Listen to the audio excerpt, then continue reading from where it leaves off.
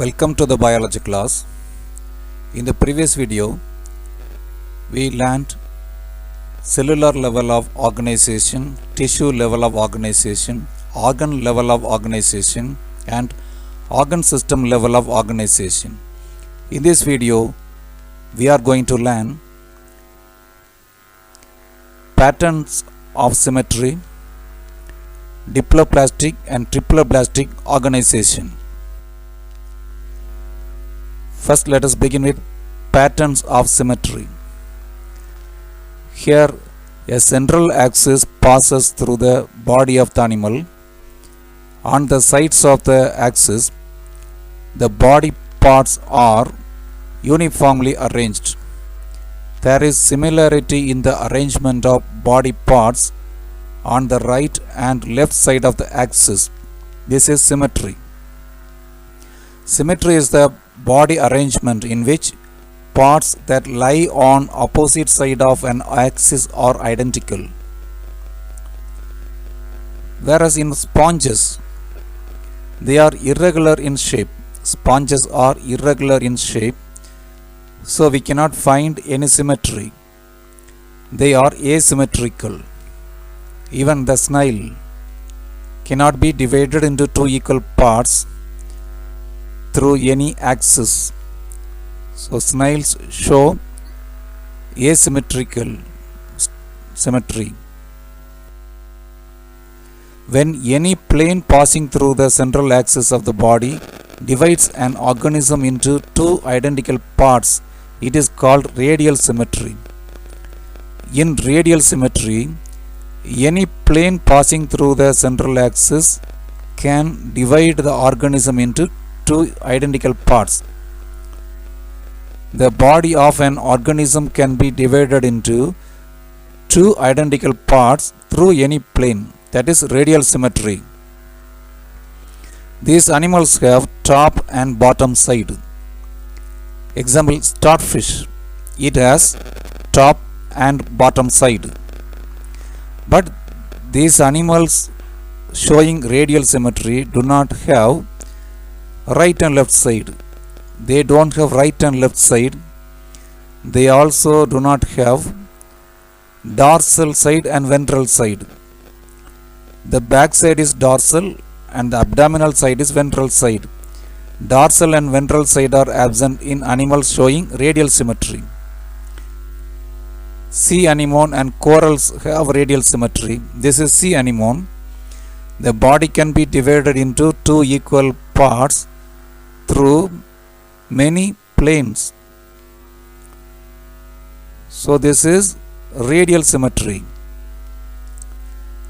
In starfish, the body can be divided into two equal parts through 5 planes of symmetry.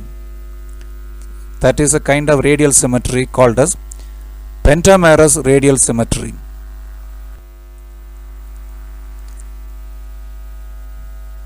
Here the animal is divided into two equal parts through two pairs of symmetrical sides.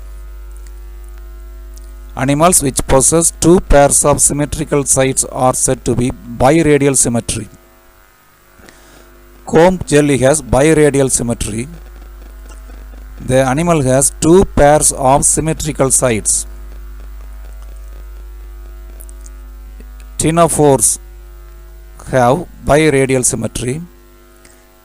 The animal can be divided into two equal parts through sagittal axis. The animal can also be divided into two equal parts through transverse axis. Transverse axis and sagittal axis divide the animal into two equal parts.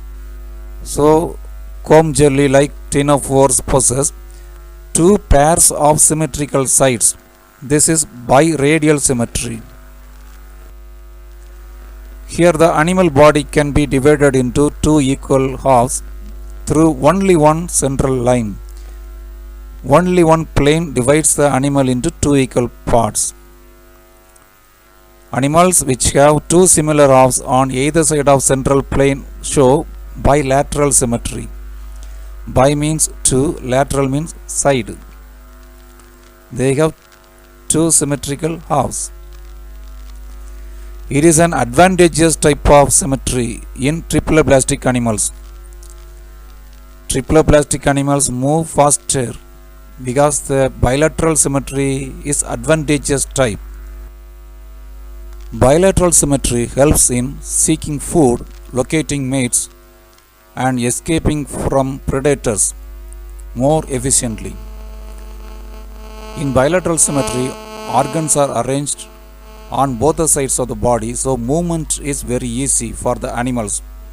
The animal move faster in search of food and escaping from predators. The animals have head formation. They exhibit cephalization, and the sense organs and brain are located at the anterior end of the animal.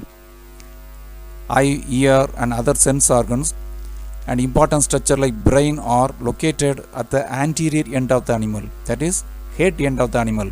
This is advantageous.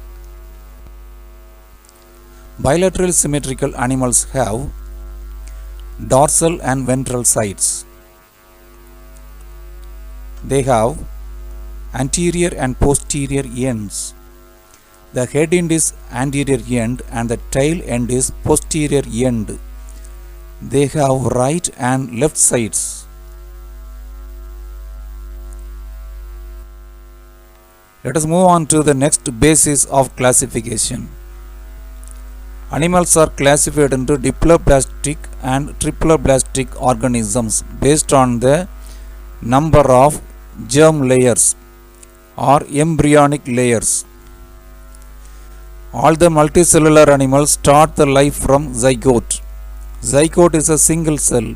From the single cell, many cells arise. A complete organism develops from a single cell zygote. The zygote divides into 2 cells, 4 cells, and 8 cells.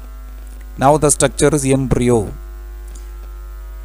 Due to further division of cells, more number of cells are added and a ball-like structure is formed, that is blastula. Blastula has single layer of cells and a central cavity. The single layer of cells of blastula move interior.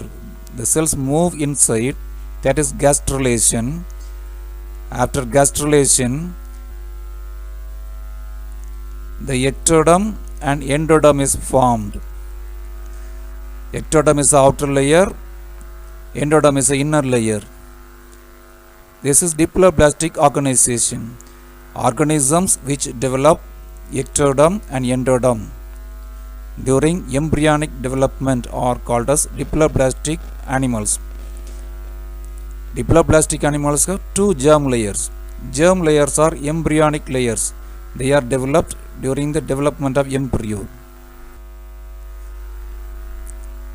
Diploblastic organization shows 2 embryonic layers, that is outer ectoderm and inner endoderm. Coelentrates have 2 germ layers. In between ectoderm and endoderm, there is a non-cellular layer, mesoglea. Mesoglea is a non-cellular layer. It is not made up of cells. The ectoderm develops into outer layer of body wall, that is epidermis. The endoderm develops into gastrodermis, that is inner layer of digestive system. Corals, sea anemone, jellyfish and hydra show diploblastic organization. In triploblastic organization, the organisms develop 3 germ layers during embryonic development. The outer layer is ectoderm, inner layer is endoderm. In between ectoderm and endoderm, there is middle layer, mesoderm. From the 3 germ layers, different organs develop. Each germ layer gives rise to different organs. From the endoderm, gut, lungs and liver develop. Ectoderm develops into skin, hair, nerve cell, nail, teeth, etc. Mesoderm develops into muscle, bone, heart. Each germ layer develops into particular organ. Triploblastic animals have ectoderm, endoderm and middle mesoderm. Most of the triploblastic animals show organ system level of organization. Example, flatworms to chordates. In the next video, we will learn about coelom and types of coelom.